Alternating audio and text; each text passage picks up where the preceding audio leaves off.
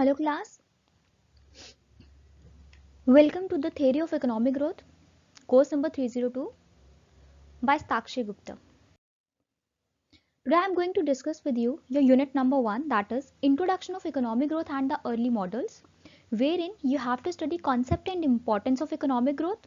Then comes the stylized facts of economic growth, then sources of economic growth, then classical theory of economic growth, Harrod's model of growth, Dormer's model of growth, and the relevance of Harrod-Dormer model to contemporary developing economies with the Marxian model of growth and collapse. These are the topics that you have to study in your unit 1. As far as the concept and importance of growth and stylized facts, these two topics we will discuss today, and then comes your sources of economic growth and classical theory of economic growth. Sources and classical theory mein we have to discuss two theories. Number one is the Adam Smith and another one is the Ricardian theory. So we will discuss them in our next lecture, and in subsequent lectures we will discuss the following theories. So today we are going to start with the concept and importance of economic growth and the stylized facts of economic growth. So as far as the concept and importance of economic growth is related, what you have to study under the concept of economic growth is, number one is the difference, that how economic growth is different from development. And ये जो है difference ये आप semester 1 से पढ़ते आ रहे हैं.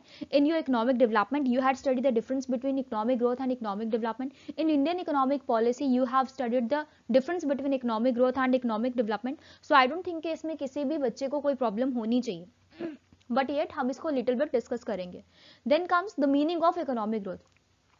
जब हम इनके डिफरेंस को अंडरस्टैंड करेंगे, बाय अंडरस्टैंडिंग द डिफरेंस हमारे पास इकोनॉमिक ग्रोथ एक्चुअल में होता क्या है उसका मीनिंग भी जो है वो क्लियर हो जाएगा. And then comes the measurements, how we can measure economic growth in an economy. That is very important topic that we have to study under the concept of economic growth. हमें सिर्फ तीन चीजें पढ़नी है, एक है डिफरेंस, एक है मीनिंग और एक है मेजरमेंट्स.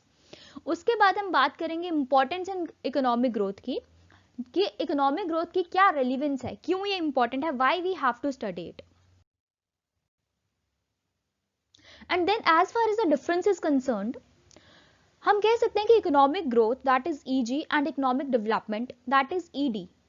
अगर हम एक नॉर्मल पर्सन, एक नॉर्मल इंडिविजुअल की लैंग्वेज में बोलें तो there is no difference, we can use them interchangeably. हम इन दोनों टर्म्स को, जो हमारे पास economic growth and economic development की टर्म्स हैं, हम इनको कैसे यूज कर सकते हैं, इंटरचेंजेबली यूज कर सकते हैं, जब तक कि हम एक डिसाइपल नहीं है एक पर्टिकुलर सब्जेक्ट इकोनॉमिक्स के. लेकिन अगर हम एक पर्टिकुलर सब्जेक्ट इकोनॉमिक्स के डिसाइपल हैं, तब हम इसको कभी भी इंटरचेंजेबली यूज नहीं करेंगे. Economic growth and economic development में बहुत ज्यादा डिफरेंस है, एंड ये आप सब जानते हैं. और इनके डिफरेंस को जो है किस तरह से रिप्रेजेंट किया गया है, इसके लिए एक प्रोवर्ब यहाँ पे यूज किया, दैट इज चॉक एंड चीज. सो चॉक एंड चीज का क्या मतलब है? चॉक एंड चीज का मतलब है that both are same in colour, that is white. Chalk is also in white color and cheese is also of white color. But as far as the qualities of chalk and cheese are concerned, अगर हम इनकी qualities की बात करें तो दोनों में से एक भी चीज की जो क्वालिटी है उसमें कोई सिमिलैरिटी नहीं है. Chalk and cheese they are totally different things, बिल्कुल ही अलग चीजें हैं ये, तो इनमें कोई भी सिमिलैरिटी जो है वो आपको यहाँ पे देखने को नहीं मिलेगी. Then comes the points of difference, किन बेसिस पे हम इसको जो है डिफरेंशिएट कर सकते हैं. तो अगर हम बात करें यहाँ पे on the basis of relevance, किसकी बात करेंगे? रेलिवेंस की. On the basis of relevance जब हम देखते हैं तो हम ये कहेंगे कि जो हमारे पास इकोनॉमिक ग्रोथ है, ठीक है, जो ग्रोथ का कॉन्सेप्ट है, दैट इज यूज्ड और यू कैन से एसोसिएटेड विद डेवलप्ड कंट्रीज. वो किसके साथ एसोसिएटेड है? डेवलप्ड कंट्रीज के साथ. और वहीं जब आप डेवलपमेंट की बात करते हो तो जो इकोनॉमिक डेवलपमेंट का कॉन्सेप्ट है वो किसके साथ रिलेटेड है? डेवलपिंग कंट्रीज के साथ. ऐसा क्यों? क्योंकि जो ग्रोथ है that is of one sector. As far as मैं आपको यहाँ पे कुछ बना के बताती हूँ, जब हम इस तरह से पूरी इकोनॉमी की बात करते हैं और इसके बीच में हमने ले लिया कि कुछ हमारे पास और कुछ और सेक्टर्स हैं, स्मॉल सेक्टर्स हमारे पास कुछ और हैं यहाँ पे, ठीक है। तो जब हम इन स्मॉल सेक्टर्स की इंडिविजुअली ग्रोथ की, इंडिविजुअली इंप्रूवमेंट की बात करते हैं, तो that means we are talking about, हम किसकी बात कर रहे हैं, हम बात कर रहे हैं इकोनॉमिक ग्रोथ की, ठीक है। ये जो ब्लू सर्कल्स बीच में है, ये किसकी बात कर रहे हैं, ये बात कर रहे हैं आपके पास इकोनॉमिक ग्रोथ की, ये बात कर रहे हैं इकोनॉमिक ग्रोथ की। लेकिन वहीं जो आप येलो सर्कल आप यहाँ पे देख रहे हैं, जो आउटर सर्कल है, जो कि सभी आपके एस्पेक्ट्स को, जितने भी सेक्टर्स हैं, सभी सेक्टर्स को इंक्लूड कर रहा है, तो वो किसकी बात कर रहा है, वो बात कर रहा है आपके पास डेवलपमेंट की, वो आ गया इकोनॉमिक डेवलपमेंट। तो economic development is a wholesome and economic growth is a part of your economic development, ठीक है। On the basis of relevance, आपको आई होप मैंने ये क्लियर किया होगा। देन नेक्स्ट आपके पास जो चीज आ जाती है, दैट इज द मेजरमेंट। अगर हम मेजरमेंट की बात करें तो on the basis of measurement what is happening, तो on the basis of measurement आप देख सकते हैं कि जो ग्रोथ है that is a quantitative measure, वो एक क्वांटिटेटिव मेजर है, उसको हम क्वांटिटेटिवली क्या करेंगे, हम उसको कैलकुलेट करेंगे, क्योंकि हम एक सेक्टर में देख रहे हैं कि एक सेक्टर में कितनी ग्रोथ हुई है, तो that is a quantitative major.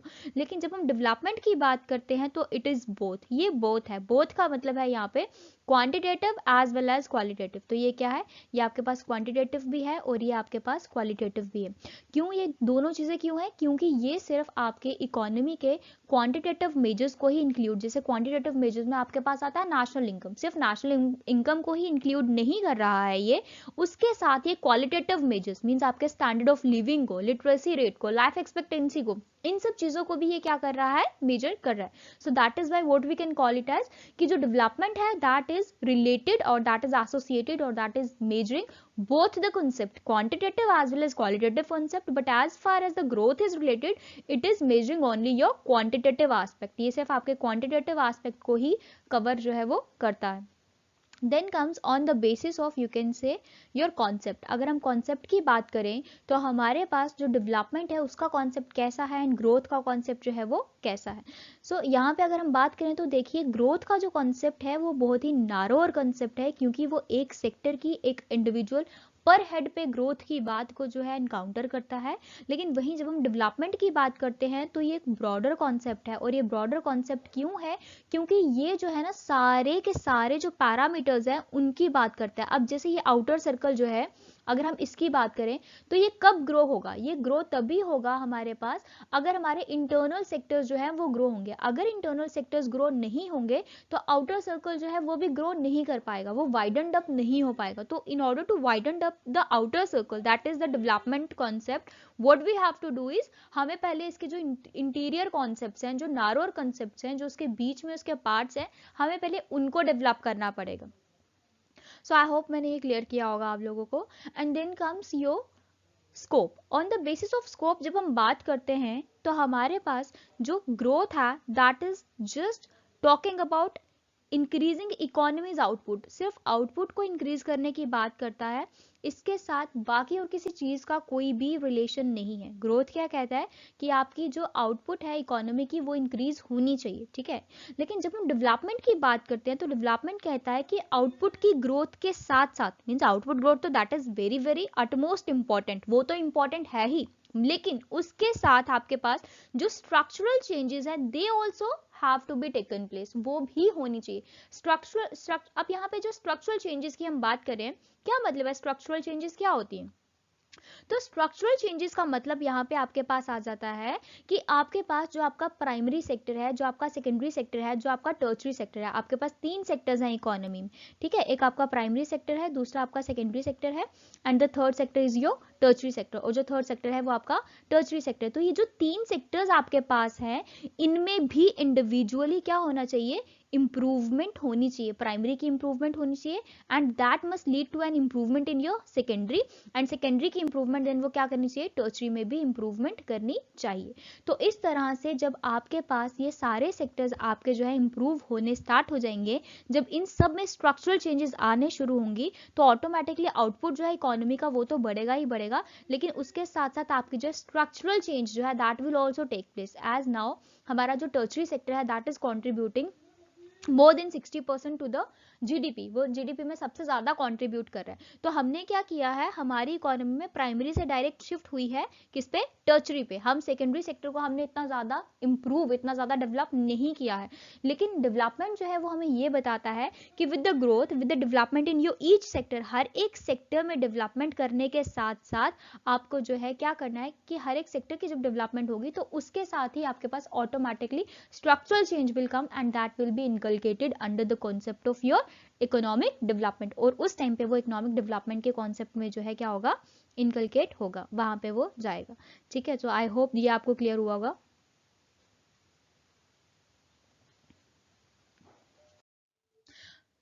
Now next बात करेंगे, अब इसका एक कंक्लूजन निकाल लेते हैं जो हमने डिफरेंसेस को पढ़ा है। सो बाय दिस हम क्या कह सकते हैं, वी कैन से कि जो ग्रोथ है that is possible without development. Growth, क्योंकि एक सेक्टर की अगर एक अब आपकी क्लास की बात कर लेते हैं, अगर आपकी क्लास में टोटल 100 स्टूडेंट्स हैं, 100 स्टूडेंट्स में अगर हम बात करें पर इंडिविजुअल की, तो पर इंडिविजुअल का जो एक कंट्रीब्यूशन है क्लास में दैट इज वेरी इंपॉर्टेंट, क्योंकि वो आपकी पूरी क्लास की रिप्रेजेंटेशन को रिप्रेजेंट करेगा कि आपकी पूरी क्लास की क्या कंट्रीब्यूशन है। तो पूरी क्लास की जो होलसम कंट्रीब्यूशन है वो किसके ऊपर डिपेंड करती है, आपके हर एक क्लास के स्टूडेंट के ऊपर। अगर ये आपका क्लासरूम है तो आपके क्लासरूम में कितने स्टूडेंट्स हैं आपकी, उसके ऊपर क्या करती है, आपकी पूरी क्लास की जो स्ट्रेंथ है या जो भी है वो उन सब के ऊपर डिपेंड करती है। ठीक है, अगर यहाँ पे कोई एक बच्चा कम होगा, ठीक है, उससे क्या होगा, आपकी टोटल जो कंट्रीब्यूशन है दैट वोंट बी पॉसिबल, आपकी टोटल कंट्रीब्यूशन जो है वो पॉसिबल नहीं हो पाएगी। लेकिन उस एक बच्चे की ग्रोथ अगर वो बाहर कहीं और जाके कुछ और सेक्टर में कहीं और काम कर रहा है, वहां पे अपना कंट्रीब्यूशन दे रहा है, तो उसकी कंट्रीब्यूशन तो वहां पॉसिबल है। ठीक है, मींस इसका कहने का मतलब क्या है, यहाँ पे इस बात का मतलब ये है कि ग्रोथ जो है वो पॉसिबल हो सकती है, एक इंडिविजुअल सेक्टर की इंप्रूवमेंट और डेवलपमेंट जो है वो पॉसिबल हो सकती है। लेकिन होलसम डेवलपमेंट की जब हम बात करते हैं तो होलसम डेवलपमेंट में हमें जो है ग्रोथ के सारे वेरिएबल्स चाहिए। अगर एक भी वेरिएबल यहाँ पे कम होता है, एक भी वेरिएबल यहाँ पे नहीं होता है, तो जो आपकी पूरी क्लास जो है उसका जो है अच्छा रिजल्ट, अच्छा जो कंट्रीब्यूशन है वो हमें देखने को नहीं मिलेगा। तो हम क्या कंक्लूजन में ये कह सकते हैं दैट ग्रोथ जो है वो क्या है, that is the utmost important part for what, for your development. आपके डेवलपमेंट के लिए अगर कुछ अटमोस्ट इंपॉर्टेंट है, so what is that, that is the concept of growth, because growth is possible without development, but development is not possible without your growth. Growth के बिना development जो है वो पॉसिबल नहीं है, लेकिन जहां तक बात है ग्रोथ की, तो ग्रोथ जो है वो डेवलपमेंट के बिना पॉसिबल है। ठीक है, आई होप मैंने आपको क्लियर किया होगा। सो फ्रॉम देयर हम इन डेफिनेशन से ही यहाँ पे एक मीनिंग जो है इसका डिराइव कर सकते हैं that what is actually economic growth, क्या है economic growth. So as far as the economic growth is concern, तो इसका बहुत ही सिंपल सा मीनिंग है कि ये जो है क्या मेजर करेगा, ये मेजर करेगा इंक्रीमेंट को, इंक्रीज को, चेंज को ये मेजर करेगा जो भी आपके amount of goods and services में आ रही है। ठीक है, जो मतलब total amount of goods and services का मतलब है कि जो भी टोटल प्रोडक्शन हो रही है उस टोटल प्रोडक्शन के अमाउंट में जो भी चेंज आ रही है, लेकिन वो टोटल प्रोडक्शन जो है किस बेसिस पे हम देखेंगे, पर हेड ऑफ द पॉपुलेशन। पर हेड मींस पर इंडिविजुअल, हर एक इंडिविजुअल के रिस्पेक्ट में हम उस प्रोडक्शन को देखेंगे कि हर एक टोटल पॉपुलेशन में से हर इंडिविजुअल के बेसिस पे जो प्रोडक्शन में इंक्रीमेंट हो रहा है, ठीक है, when it is compared with 2 periods. ठीक है, जब 2 पीरियड की बात करेंगे, क्योंकि कभी भी कंपैरिजन एक सिंगल पीरियड में नहीं हो सकता। ठीक है, अगर मुझे 2020 की इंप्रूवमेंट्स को देखना है, 2020 की इंप्रूवमेंट्स को देखना है, तो उसके लिए मुझे 2019 को भी चेक करना पड़ेगा कि 2019 में क्या क्या हुआ था। तो जब मेरे पास 2019 का डाटा है, 2019 का रिकॉर्ड है, तो on the basis of that record में 2020 को उसके साथ कंपेयर करूंगी। लेकिन अगर मेरे पास सिर्फ 2020 का ही टाइम, मतलब 2020 जो टाइम पीरियड है उसी का रिकॉर्ड मेरे पास है, तो how would I do that, तो मैं उसको कंपेयर कैसे करूंगी और मुझे कैसे पता चलेगा कि वेदर यहाँ पे इंक्रीमेंट हुआ है या डिटीरियोरेशन हुआ है इकोनॉमिक ग्रोथ का। तो अगर मुझे 2 सालों की भी ग्रोथ निकालनी है, तो मुझे मतलब 1 साल की 2020 की ग्रोथ निकालनी है, तो उसके लिए मुझे 2019 को भी लेना पड़ेगा एंड 2020 को भी लेना पड़ेगा। और जब मैं इन दोनों चीजों को लूंगी, only then I can say कि हाँ, कि जो भी मेरे पास मेजर स्टैटिस्टिक आएगा, on the basis of that statistic मैं कह सकती हूँ कि 2020 में इंप्रूवमेंट हुई है या डिटीरियोरेशन हुई है। ठीक है। अब मैं दो वर्ड्स यूज कर रही हूँ, इंप्रूवमेंट भी यूज कर रही हूँ, डिटीरियोरेशन भी यूज कर रही हूँ, लेकिन जो डेफिनेशन मैंने यहाँ दी है, यहाँ पे मैंने सिर्फ इंक्रीज और यू कैन से इंप्रूवमेंट को ही अंडरटेक किया है, यहाँ पे मैंने डिटीरियोरेशन की बात नहीं की है। ऐसा क्यों? क्योंकि यहाँ पे जब हम बात कर रहे हैं तो यहाँ पे हम बात कर रहे हैं इकोनॉमिक ग्रोथ की। तो जब हम ग्रोथ की बात करेंगे तो ग्रोथ में हम सिर्फ इंक्रीज को ही देखते हैं, हम डिटीरियोरेशन को नहीं देखते हैं। इसीलिए यहाँ पे जो आपकी डेफिनेशन बनेगी इकोनॉमिक ग्रोथ की, there you only have to use increase. यहाँ पे आपको क्या यूज करना है? यहाँ पे आपको इंक्रीज ही यूज करना है। यहाँ पे आपको डिटीरियोरेट या इन्वर्स की बात या उल्टी बात आपको कोई भी यहाँ पे नहीं करनी है, यहाँ पे इंप्रूवमेंट की ही बात करनी है। ठीक है। अब इसके बाद देखते हैं यहाँ पे कि जो हमारे पास मेजर्स आए, किस तरह से हम इकोनॉमिक ग्रोथ को मेजर कर सकते हैं। तो उसके जो मेजर्स कुछ हमारे पास हैं, that is number 1 is the GNP and real per capita income. GNP और रियल पर कैपिटा इनकम पहला मेजर था जो सबसे पहले जो है इकोनॉमिक ग्रोथ को मेजर करने के लिए इनिशिएट किया गया था। उसके बाद हमारे पास नेक्स्ट मेजर जो है that is the PQLI, that is the physical quality of life index आ गया हमारे पास। एंड देन हमारे पास आया human development index, that is the HDI। उसके बाद हमारे पास कॉन्सेप्ट आता है final concept, that is the purchasing power parity, PPP के नाम से भी हम इसको जानते हैं। तो ये 4 कॉन्सेप्ट्स हैं, बेसिक कॉन्सेप्ट्स, जो आपको क्या करने हैं, जो आपको मेजरमेंट ऑफ इकोनॉमिक ग्रोथ में जिनको आपको स्टडी करना है। तो आई डोंट थिंक कि इसमें से किसी भी कॉन्सेप्ट को पढ़ने में किसी को कोई प्रॉब्लम होगी, बिकॉज ये इकोनॉमिक जो आपका इंडियन इकोनॉमिक डेवलपमेंट, आपने इसको डेवलपमेंट में भी पढ़ा है सेमेस्टर 1 में, ये सारे concepts. I think purchasing for मे भी ना पढ़ा हो, बट बाकी के 3 कॉन्सेप्ट्स तो आपने डेफिनेटली पढ़े हैं वहाँ पे। उसके बाद जब आपने इंडियन इकोनॉमिक पॉलिसी को पढ़ा है, उसमें भी आपने ये तीनों कॉन्सेप्ट्स को अच्छी तरह से डिस्कस किया है। आई डोंट थिंक कि मुझे इसको डिस्कस करने की यहाँ पे ज़रूरत है, बट अगर ज़रूरत है तो प्लीज़ मुझे आप बताइए, I will discuss them with you. मुझे बताइए कि whether I need to explain them once again और नॉट। अगर तो ज़रूरत नहीं है then we will move on to the further slides, और अगर ज़रूरत है then I will explain it. ठीक है, तो मुझे यहाँ पे ये बता दीजिए वेदर इट इज़ रिक्वायर्ड और नॉट। ठीक है, अब बात करेंगे इंपॉर्टेंस ऑफ इकोनॉमिक ग्रोथ की। So as far as the importance of economic growth is concerned, तो इसको क्या किया गया है, 3 कैटेगरीज में कैटेगराइज किया गया है। 3 कैटेगरीज में इसको क्या किया गया है, डिवाइड किया गया। अब जहां तक बात 3 कैटेगरीज की है, तो सबसे पहली कैटेगरी है इंक्रीज इन एम्प्लॉयमेंट, कि ग्रोथ कभी आएगी जब हम देखेंगे कि एम्प्लॉयमेंट लेवल बढ़ रहा है, एम्प्लॉयमेंट रेट बढ़ रहा है, दैट मीन्स कि इकोनॉमिक ग्रोथ हो रही है।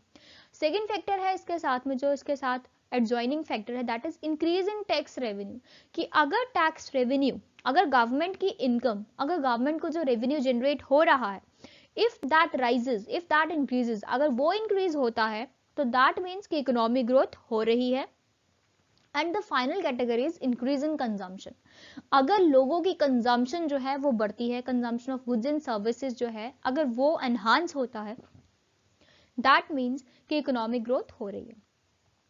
अब ये जो 3 मेन मेजर आपके पास फैक्टर्स आए हैं, इन 3 फैक्टर्स को फर्दर इनके कॉन्सिक्वेंसेस को देखा गया है, एंड वो जो कॉन्सिक्वेंसेस हैं इनके, that are the points of importance of economic growth, उन्हीं को हम कंसीडर करते हैं पॉइंट्स ऑफ इकोनॉमिक ग्रोथ। ठीक है, अब सबसे पहला, अगर एम्प्लॉयमेंट होगी तो what it will leads to, employment होगी तो उससे क्या होगा, increase in national income, national income बढ़ेगी, पर हेड इनकम बढ़ेगी तो ऑब्वियसली पूरी इकोनॉमी की इनकम भी बढ़ेगी, और अगर इनकम बढ़ेगी तो डेफिनेटली क्या होगा, स्टैंडर्ड्स ऑफ लिविंग लोगों के बढ़ेंगे, लोगों का रहन सहन बढ़ेगा, उनका रहने सहने का जो तरीका है वो बदलेगा, चेंज होगा और ज्यादा इंप्रूव्ड एंड डेवलप्ड होगा।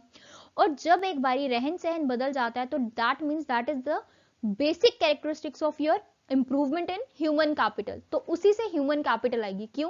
क्योंकि जब लोगों का लिविंग स्टैंडर्ड चेंज होगा, उनका एजुकेशनल स्टेटस चेंज होगा, उनको पता चलेगा that what is quality education, क्या क्वालिटी एजुकेशन है, क्या स्किल है, क्या ट्रेनिंग है, किस तरह से हमें अपने आप को और ज्यादा इंप्रूव और ज्यादा डेवलप करना है।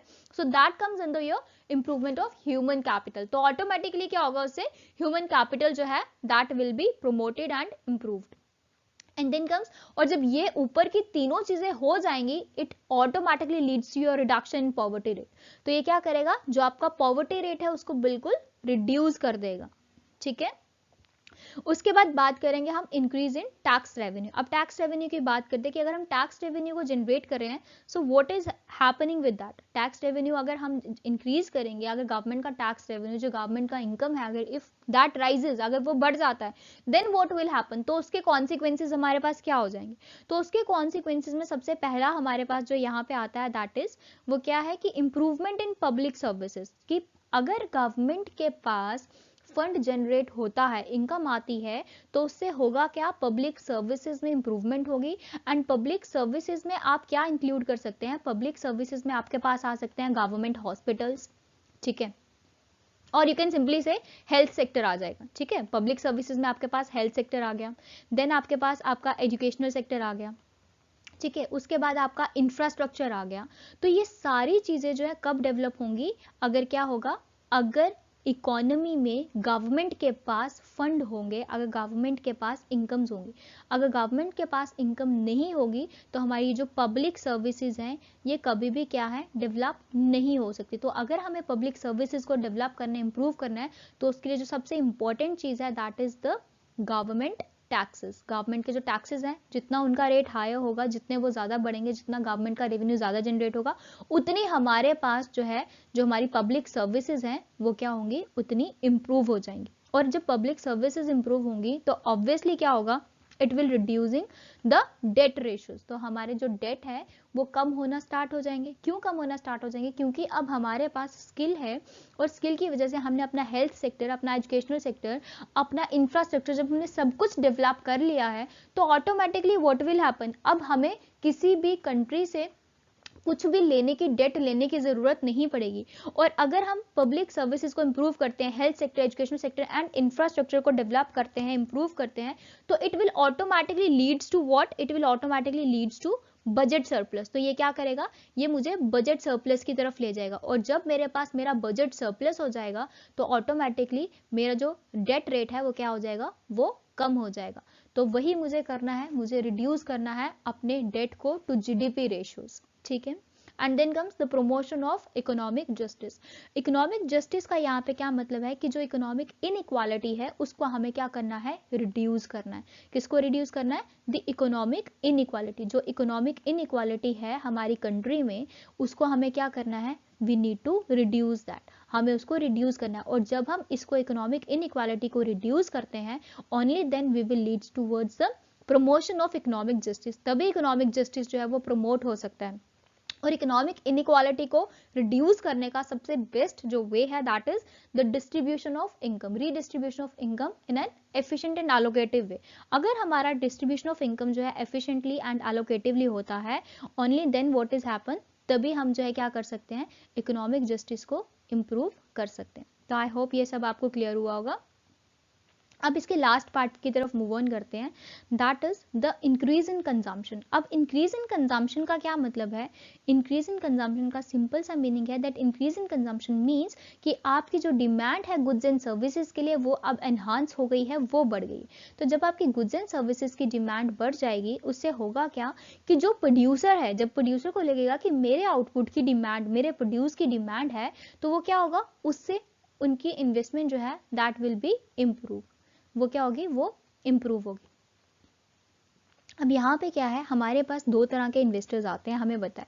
Number one is the public investor, another one is the private investor. तो जब आपकी demand for goods and services high होगी, जब आपकी गुड्स एंड सर्विसेज की डिमांड जो है इफ दैट विल राइज, अगर वो राइज होती है तो इट विल एनकरेज, तो ये क्या करेगा, ये ऑटोमेटिकली एनकरेज करेगा किसको, आपके इन्वेस्टर्स को। तो ये एनकरेज करेगा, एनकरेजमेंट करेगा किसके, इन्वेस्टर्स की, चाहे वो फिर प्राइवेट इन्वेस्टर्स हैं या वो कौन से हैं, आपके पब्लिक इन्वेस्टर्स हैं।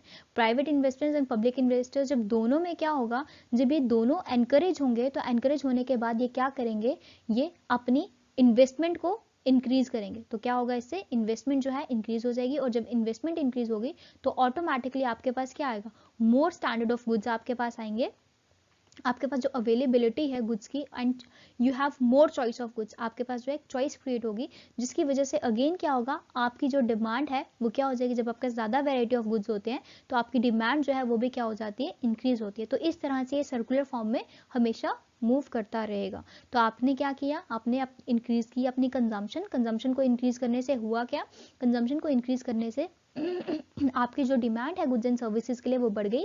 जैसे ही आपकी डिमांड जो है गुड्स एंड सर्विसेज के लिए बढ़ गई, इसने क्या किया, इसने एनकरेज किया पब्लिक एंड प्राइवेट इन्वेस्टर्स को कि वो और ज़्यादा इन्वेस्ट करें अपने प्रोड्यूस में, अपने प्लांट्स में, जिसकी वजह से इन्होंने क्या किया, और ज़्यादा इन्वेस्टमेंट करना शुरू कर दी। और जब ये ज़्यादा इन्वेस्टमेंट करना शुरू कर दी तो आपके पास डिफरेंट वैरायटी ऑफ प्रोडक्ट्स जो है मार्केट में अवेलेबल हो गए। You have more choice, due to which आपके पास क्या हुआ, जहाँ यहाँ पे ज़्यादा डिमांड, अगेन आपके पास जो डिमांड है वो क्या हो गई, बढ़ने लगी। So what it will do, ये यहाँ पे होगा क्या, यहाँ पे आपके पास कुछ इस तरह से जो है एक स्पाइरल की शेप बनेगी और इस तरह से वो स्पाइरल मूव ऑन होता जाएगा एंड जो आपकी ग्रोथ है वो क्या होती जाएगी, बढ़ती जाएगी, बढ़ती जाएगी, बढ़ती जाएगी एंड ग्रोथ जो है वो आपकी एनलार्ज होती जाएगी। So this is how it works. यही है आपके पास इंपॉर्टेंस ऑफ इकोनॉमिक ग्रोथ। अब बात करते हैं stylised facts of economic growth. ये जो स्टाइलाइज्ड फैक्ट्स हैं ये क्यों इंपॉर्टेंट हैं और ये क्यों आपके सिलेबस में है, क्यों आपको इनको स्टडी करना है, that is a very important part. ये आपको इसीलिए स्टडी करना है बिकॉज ये जो स्टाइलाइज्ड फैक्ट्स हैं these have been given by, ये किसने दिए हैं, प्रोफेसर कैल्डर ने इनको प्रमोट किया है, प्रोफेसर कैल्डर ने इनको दिया है, हमारे सामने लाया है। एंड इनको लाने का जो कॉन्सेप्ट है उनके पीछे, व्हाट इज दैट कॉन्सेप्ट, उन्होंने क्यों ये लाए, उन्होंने ये इसलिए लाए हैं कि अगर हमें कभी भी किसी भी इंडिविजुअल को, आज आप लोग इकोनॉमिक्स के स्टूडेंट्स हो, कल को आप स्कॉलर्स बनोगे, उसके बाद आप रिसर्चर्स बनोगे, देन आप इसमें और ज़्यादा इंप्रूवमेंट करने की कोशिश करोगे, इकोनॉमिस्ट बनोगे आप। तो जब आप इकोनॉमिस्ट बनोगे तो इकोनॉमिस्ट बनने के लिए what you have to do is, आपको अपनी थेरीज को डेवलप करना पड़ता है। लेकिन आप थेरीज कैसे डेवलप करोगे अगर आपके पास पैरामीटर्स ही नहीं है, अगर आपको पता ही नहीं है कि आपको अपनी थेरी में क्या एक्सप्लेन करना है एंड किस बेसिस पे आपको एक्सप्लेन करना है, क्या क्या चीज़ें हैं ऐसी जो आपकी थेरी में इंक्लूड होनी चाहिए। जब तक आपको ये चीज़ क्लियर नहीं है आप कुछ भी नहीं कर सकते हो, ठीक है। तो वो करने के लिए what you have to do is, professor Kaldor ने एक मॉडल दिया है, इन्होंने कुछ फैक्ट्स बताए हैं कि अगर आपको ग्रोथ के ऊपर कोई भी थेरी को बनाना है, कोई भी थेरी को आपको स्टडी करना है, तो उसमें क्या है, ये जो 6 फैक्ट्स इन्होंने बताए हैं वो जरूर इनकॉर्पोरेट होने चाहिए। अगर ये 6 फैक्ट्स जो हैं वो इनकॉर्पोरेट नहीं होंगे, ठीक है, ये जो 6 फैक्ट्स हैं अगर ये इनकॉर्पोरेट नहीं होंगे तो इसका मतलब ये हुआ कि आपकी जो थ्योरी है that is not the optimum theory of growth, वो सही थ्योरी नहीं है आपकी इकोनॉमिक ग्रोथ को एक्सप्लेन करने के लिए। बहुत सिंपल सा इसका मीनिंग है। और इसीलिए जो हमारे पास प्रोफेसर कैल्डर हैं, इन्होंने क्या किया, इन्होंने एडवांस इंडस्ट्रियल इकोनॉमीज के लिए कुछ फैक्ट्स जो हैं वो हमें दे दिए कि किस तरह से इंडस्ट्रियल इकोनॉमीज की अगर ग्रोथ को हमें मेजर करना है तो उसमें क्या चीजें हैं जो हमें रेलिवेंटली चेक करनी है, जो चीजें होनी ही होनी चाहिए, ठीक है। तो अब बात करेंगे इनके फैक्ट्स की जो इन्होंने दिए हैं। तो सबसे पहला कहते हैं per capita output grows at a more और लेस कांस्टेंट रेट, कि जो पर कैपिटा आउटपुट का क्या मतलब है यहाँ पे कि पर हेड आउटपुट, पर इंडिविजुअल के बेसिस पे जो आउटपुट जो उसके हिस्से में आ रहा है वो कैसे ग्रो होना चाहिए, दैट इज मोर और लेस कांस्टेंट का मतलब होता है कि वो कांस्टेंट रेट पे ग्रो होना चाहिए, उसमें ज्यादा चेंज नहीं आनी चाहिए, दैट रिमेन्स कांस्टेंट, ठीक है। लेकिन कांस्टेंट कब और कैसे रहेगा वो, अगर आपकी जो पॉपुलेशन है if that is also growing at a constant rate. बात समझ में आ रही है, क्या कहने का मतलब है कि अगर आपका जो पर कैपिटा आउटपुट है वो कांस्टेंट रहना चाहिए अगर आपकी जो पॉपुलेशन ग्रोथ है वो कांस्टेंट है। अगर पॉपुलेशन ग्रोथ कांस्टेंट नहीं है एंड आपका पर कैपिटा आउटपुट कांस्टेंट है तब भी इकोनॉमिक ग्रोथ नहीं मानी जाएगी। या अगर आपकी पॉपुलेशन ग्रोथ कांस्टेंट है लेकिन जो आपका पर कैपिटा आउटपुट है वो कांस्टेंट नहीं है तब भी इकोनॉमिक ग्रोथ नहीं मानी जाएगी। तो इकोनॉमिक ग्रोथ के लिए सबसे इंपॉर्टेंट है कि आप अगर लॉन्ग रन टाइम पीरियड की बात करें तो उस लॉन्ग रन टाइम पीरियड में आपका जो कैपिटल जो पर कैपिटा आउटपुट है और पॉपुलेशन है दोनों चीज़ें कांस्टेंट रहनी चाहिए। और अगर ये दोनों चीज़ें कांस्टेंट रहती हैं दैट मीन्स उसका मतलब हो गया कि जो टोटल आउटपुट है आपकी इकोनॉमी में वो एक कांस्टेंट रेट से ग्रो कर रहा है। मीन्स जब हम ग्रोथ की बात करते हैं तो ग्रोथ में कंसिस्टेंसी को मेंटेन रखना इज वेरी इंपॉर्टेंट। ग्रोथ में वी नीड नॉट कि हमारा कर्व हमेशा अपवर्ड डायरेक्शन में ही जाए या हमारा कर्व डाउनवर्ड डायरेक्शन में जाए, नहीं। ग्रोथ का मतलब हमेशा होता है कि आप जिस लेवल पे हो उस लेवल को आप मेंटेन करो, वो कंसिस्टेंसी जो आपकी है उस कंसिस्टेंसी को आप बनाए रखो, दैट इज कॉल्ड ग्रोथ। अगर आपकी कंसिस्टेंसी बनी रहती है तो उसको हम ग्रोथ कहते हैं। अगर कंसिस्टेंसी नहीं बन पाती है then it can't be known as a growth, तो उसको हम ग्रोथ नहीं कह सकते, ठीक है। इसके बाद सेकेंड पॉइंट आपके पास आ जाएगा, दैट इज, ये आपके पास आ गया कि जो आपका स्टॉक ऑफ रियल कैपिटल है वो भी कैसा रहना चाहिए, कांस्टेंट। किसकी बात हो रही है, stock of real capital. Real capital का जो स्टॉक है दैट मस्ट बी कांस्टेंट, वो कांस्टेंट रहना चाहिए, ठीक है। Exceeding the rate of labour input, लेकिन उसका जो रेट है वो लेबर आउटपुट, लेबर इनपुट से ज्यादा होना चाहिए। क्या कहने का मतलब है, मींस कैपिटल स्टॉक की अगर बात करें, स्टॉक ऑफ कैपिटल एस से हम डिनोट करते हैं, अगर हम इसकी बात करें तो स्टॉक ऑफ कैपिटल जो है that must be greater than your labour input. जो आपका लेबर इनपुट है उससे क्या होना चाहिए, वो आपके पास इससे ग्रेटर ही होना चाहिए हमेशा। अगर आपके पास आपका स्टॉक ऑफ कैपिटल जो है वो लेबर इनपुट से ज़्यादा नहीं है तो ग्रोथ नहीं हो पाएगी। क्यों, क्योंकि ग्रोथ कहाँ पे हो रही है, एडवांस इंडस्ट्रियल इकोनॉमीज में। तो अगर एडवांस इंडस्ट्रियल इकोनॉमीज में आपके पास जो आपका स्टॉक ऑफ कैपिटल है, अगर आपकी कैपिटल जो है अगर वही जो है इम्प्रूव्ड नहीं है तो आप इकोनॉमी में, आप इंडस्ट्रियल इकोनॉमी में कैसे सर्वाइव करोगे, ठीक है। सिर्फ लेबर के बेसिस पे आप सर्वाइव नहीं कर सकते हो, there you need investment and you need capital. तो कैपिटल स्टॉक जो है रहना कांस्टेंट चाहिए if you are talking about, ऐसे इस तरह से अगर हम ग्राफ बना लें इस पे, तो इस तरह से हमारे पास ये स्टॉक की लाइन जा रही है एंड इस तरह से हमारे पास लेबर इनपुट की लाइन जा रही है, ठीक है। तो है दोनों चीजें देखो कांस्टेंट जा रही हैं, दोनों चीजें कांस्टेंट है, ज़्यादा चेंज नहीं आ रहा है। या इस तरह जो मैंने ये अपवर्ड बनाया, मैं अपवर्ड भी बना सकती हूँ और मैं इसको स्ट्रेट लाइन भी बना सकती हूँ, इस तरह से भी बन सकता है ये ग्राफ, ठीक है। तो जो अपर लाइन जो मेरे पास है, ये वाली लाइन, ये मेरे को क्या बता रही है, स्टॉक ऑफ कैपिटल की बात कर रही है एंड ये मेरे लेबर इनपुट की बात कर रही है। तो जो आपका सेकेंड पॉइंट है वो क्या एक्सप्लेन कर रहा है, आपका सेकेंड पॉइंट आपको ये बता रहा है कि जो आपका स्टॉक है यहाँ पे, ये जो पार्ट है ये हमेशा आपका एक्सीड करना चाहिए आपके लेबर इनपुट से। अगर ये आपके लेबर इनपुट से एक्सीड नहीं कर रहा है तो इट मीन्स कि ग्रोथ नहीं है, ठीक है। उसका सिंपली क्या मतलब है कि ग्रोथ जो है वो नहीं है। बात समझ में आ गई।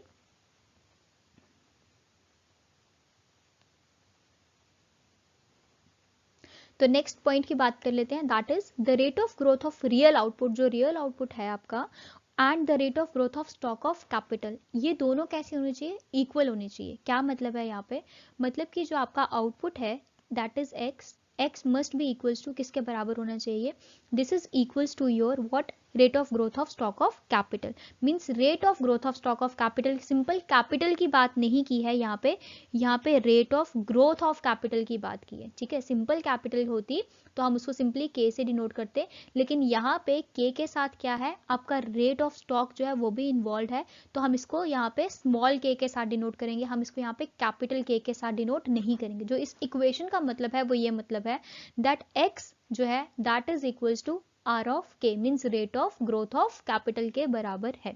और ये हमें क्या बताता है, अभी आगे आप पढ़ेंगे जब आप हैराडॉमर के मॉडल्स पढ़ेंगे, वहां पे आप जो है कुछ डेफिनेशंस, कैपिटल आउटपुट क्या होता है, इसके रेशो का क्या मतलब है, ये सब चीज़ें आप वहाँ पे स्टडी करेंगे, वहाँ पे डिस्कस करेंगे कि किस तरह से। तो हमने जो ये कंडीशन बताई है, इस कंडीशन बताने का हमारा बेसिकली मतलब ये है कि हम ये चाहते हैं कि जो हमारा कैपिटल आउटपुट रेशो है, कैपिटल एंड आउटपुट मीन्स के अपॉन एक्स का जो रेशो है हमारे पास, वो कैसा रहना चाहिए, दैट मस्ट रिमेन कांस्टेंट, ये कांस्टेंट रहना चाहिए। अगर हम इसको चाहते हैं कि ये हमारा कांस्टेंट रहे तो इसको कांस्टेंट रखने के लिए हमें क्या करना पड़ेगा, हमें इन दोनों चीजों को इक्वल रेट पे ग्रो करवाना पड़ेगा। जैसे कि ये आपका rate of growth of capital है एंड यही आपका रेट ऑफ ग्रोथ ऑफ जो आउटपुट है वो भी आपका क्या होगा, वो भी आपका यही होगा। तो जब आपका rate of growth of capital and rate of growth of output जो है दोनों सेम होंगे तभी आप कह सकते हो that there is a constant capital output ratio. अगर आपके दोनों चीजें सेम नहीं है, you can't call it as that there is a same capital output ratio और there is constant capital output ratio. Means जो rate of increment of capital में आएगा वही रेट ऑफ इंक्रीमेंट आपका आउटपुट में भी होना चाहिए। कहने का मतलब यह है कि अगर आपका जो आउटपुट है अगर वो 10 यूनिट्स के साथ इंक्रीज हो रहा है, इट मीन्स कि जो आपकी कैपिटल है that also increases with the 10 units, तो वो भी 10 यूनिट्स के साथ इंक्रीज होनी चाहिए। तो ये होता है constant rate of growth and constant capital output ratio. ठीक है, तो इन दोनों को अगर हम ग्राफिकली अगर हम प्लॉट करेंगे तो इनका ग्राफ जो है वो इस तरह से बनेगा। यहाँ पे आपके पास आउटपुट आ जाएगा, ठीक है, और यहाँ पे एक्स एक्सिस में आपके पास आउटपुट आ जाएगा एंड वाई एक्सिस में आपके पास क्या आ जाएगा, capital rate of change of capital stock आपके पास आ जाएगा। तो rate of change of capital stock Y axis में और आउटपुट आ गया आपका यहाँ पे। तो ये जो है 45 डिग्री का एंगल यहाँ पे बनाएगा और ये 45 डिग्री का एंगल आपको क्या बताएगा, ये आपको ये बताएगा कि यहाँ पे जो रेट ऑफ चेंज है दोनों में वो कांस्टेंट है, कि जितना हमारा आउटपुट में चेंज आ रहा है सिमिलरली बिल्कुल बराबर उतना ही हमारा कैपिटल में भी चेंज आ रहा है, या जितना हमारे कैपिटल में चेंज आ रहा है उतना ही चेंज जो है वो हमारे किस में आ रहा है, वो हमारे आउटपुट में भी आ रहा है। तो मीन्स सेम यहाँ पे जो चेंज जो है वो कैसा रहेगा, वो बिल्कुल सेम रहेगा। तो यही चीज आपको यहाँ पे क्या करनी है, एक्सप्लेन करनी है। तो जब आप इस चीज को एक्सप्लेन कर लेते हैं तो आपकी ये सारी बातें जो है यहाँ पे क्लियर हो जाती हैं। ठीक है, तो इसी तरह से आप देखते हैं हम अपना नेक्स्ट पॉइंट क्या है हमारे पास यहाँ पे। तो नेक्स्ट पॉइंट पे हमारे पास कहते हैं that the rate of profit on capital remains more और लेस कांस्टेंट। क्या मतलब है यहाँ पे, कि जो हमारा रेट ऑफ प्रॉफिट है जो कैपिटल पे आ रहा है वो कांस्टेंट रहना चाहिए। अब यहाँ पे कांस्टेंट रहने का मतलब यही है कि जो रेट ऑफ प्रॉफिट है, जो प्रॉफिट में ले रही हूँ, जो प्रॉफिट मुझे मिल रहा है, वो मेरा प्रॉफिट जो है कभी भी फॉल नहीं होना चाहिए। ठीक है, अगर मेरा प्रॉफिट रेट, अगर मैं इस तरह से कर्व बनाती हूँ तो प्रॉफिट की जो कर्व है, अगर आपको याद हो आपने माइक्रो में पढ़ा है, इस तरह से आपके प्रॉफिट रेट की जो कर्व है वो जाती है। ठीक है, this is the curve of profit and it has been denoted by the symbol pi. इसको हम पाई के साथ डिनोट करते हैं, ये आपके प्रॉफिट की कर्व है। तो हमें कहाँ पे जाना होता है, जब हम ग्रोथ की बात करते हैं तो हमें इस लेवल तक, बस इस लेवल तक हमें जाना है, इससे आगे हमें नहीं जाना होता है, क्योंकि इससे आगे क्या हो जाएगा, हमारा जो प्रॉफिट रेट है वो यहाँ पे फॉल करना स्टार्ट हो जाएगा एंड हमें अपने प्रॉफिट रेट को फॉल नहीं करवाना है। जहाँ पे हमारा प्रॉफिट रेट कांस्टेंट है, हमें कोशिश करनी है कि हम इस लेवल को हमेशा मेंटेन करके रखें और अपने प्रॉफिट रेट को हमेशा कांस्टेंट रखें। हमारा प्रॉफिट रेट जो है वो कभी भी कम जो है वो फॉल नहीं करना चाहिए, वो कम नहीं होना चाहिए। Then comes the fifth point, और यही जो कैल्डर हैं इनके यही प्रोपोनेंट्स, इन्होंने ये जो प्रोपाउंड इन्होंने किया है, यही प्रोपाउंड किया है इन्होंने, कि हमारे पास जब हम थ्योरी, किसी भी थ्योरी को बात करेंगे इकोनॉमिक ग्रोथ के रिस्पेक्ट में, तो उसमें ये सब चीज़ें जो हैं वो इम्प्रूव होनी चाहिए, ये सब चीज़ें इसमें इंक्लूड होनी चाहिए। अगर ये सब चीज़ें नहीं होंगी तो हम उस थ्योरी को कभी भी इकोनॉमिक ग्रोथ थ्योरी नहीं कह पाएंगे। Then comes the rate of growth of output. जो आपका rate of growth of output है per man, per person, it varies greatly from country to country. क्या मतलब है, मीन्स कि एक पर्सन जो आपका, अगर हम लेबर की बात करते हैं तो एक लेबर जो इंडिया में आउटपुट प्रोड्यूस कर रहा है, यहाँ पे क्या लिया, वन लेबर ने, हम सपोज करते हैं यहाँ पे कि वन लेबर जो है वो 10 यूनिट्स को यहाँ पे इंडिया में प्रोड्यूस कर रहा है। और वहीं अगर हम यूएस की बात करें तो वहाँ की जो वन लेबर है उसने कितने को प्रोड्यूस किया है, उसने प्रोड्यूस किया है से 5 यूनिट्स को। ठीक है, क्योंकि हमारे इंडिया में जो है लेबर जो है वो क्या है, हम ये मान के चल रहे हैं कि हमारे इंडिया की लेबर जो है वो ज़्यादा एफिशिएंट है as compare to your the labour of USA. USA की लेबर से ज़्यादा एफिशिएंट है। ये just I am just taking an hypothetical example. ठीक है, तो अगर यहाँ पे 1 यूनिट ऑफ लेबर जो है, अगर वो 10 यूनिट्स को प्रोड्यूस कर सकती है, 10 यूनिट्स ऑफ आउटपुट को प्रोड्यूस कर सकती है, एंड वहीं यूएसए में जो 1 यूनिट, जो 1 लेबर है that is producing 5 units of a commodity. So आप यहाँ पे देख सकते हैं कि जब इस तरह से आएगा तो ये क्या हो रहा है, जब कंट्री टू कंट्री आप जा रहे हैं तो यहाँ पे वेरिएशन जो है दैट इज देयर, यहाँ पे एक वेरिएशन आ रही है एंड वही वेरिएशन को हमें क्या करना है, चेक करना है, उसको हमें देखना है। ठीक है, और इसके बाद आता है हमारा 6 पॉइंट, एंड 6 पॉइंट क्या है हमारा, that is economies with high share of profits in national income. कि हमें इकोनॉमीज को कैसे देखना है, कि हमारी इकोनॉमीज जो है with high share of profits, उनका जो नेशनल इनकम में जो प्रॉफिट शेयर है वो हमेशा हाई होना चाहिए, और जिन इकोनॉमीज का प्रॉफिट शेयर जो है वो हायर होगा नेशनल इनकम में, उनका जो सेविंग्स रेशियो है वो भी कैसे होंगे, हाई होंगे। ठीक है, सेविंग्स रेशियो भी हाई होंगे एंड प्रॉफिट जो है नेशनल इनकम में, वो जिस भी कंट्री का प्रॉफिट जो है वो नेशनल इनकम में हाई है, उस कंट्री का जो सेविंग्स रेशियो है वो भी हाई होना चाहिए। अगर वो हाई नहीं होगा तो then also we can't called it as a growth model. ठीक है, तो आई होप यहाँ तक आपको सब क्लियर हुआ होगा। किसी भी पार्ट पे कोई डाउट हो तो आप मुझसे पूछ सकते हैं। Thank you.